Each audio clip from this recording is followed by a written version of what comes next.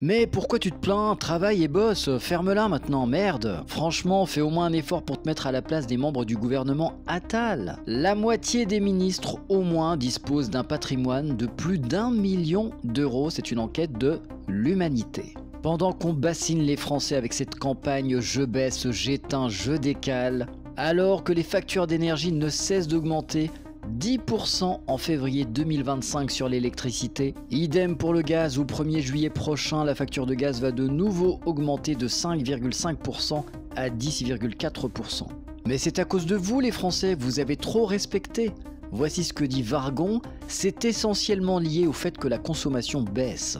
Il fallait pas baisser, fallait pas éteindre, fallait pas décaler. Je vais pas être exhaustif, tout augmente, prix des péages, une hausse moyenne de 3% en 2024. Je mets de côté l'inflation globale et la difficulté de boucler les fins de mois pour mettre à manger dans son frigo. Mais revenons à l'information principale qui concerne les personnes en précarité du gouvernement Attal. Et les gagnants sont...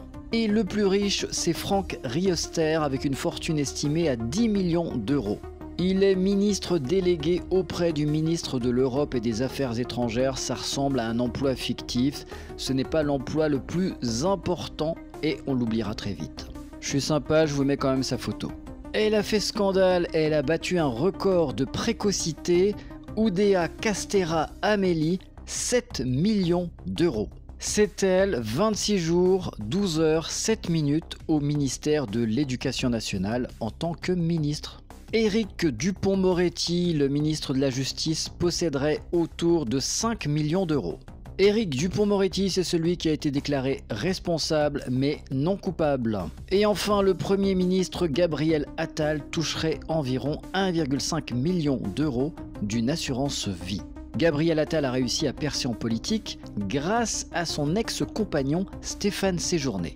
Et il y a eu renvoi d'ascenseur, Stéphane Séjourné est aujourd'hui ministre de l'Europe et des Affaires étrangères. Si vous voulez voir le reste du classement, rendez-vous dans le journal L'Humanité.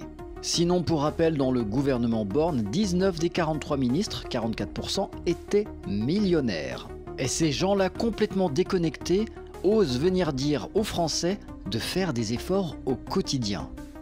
Vous êtes honteux.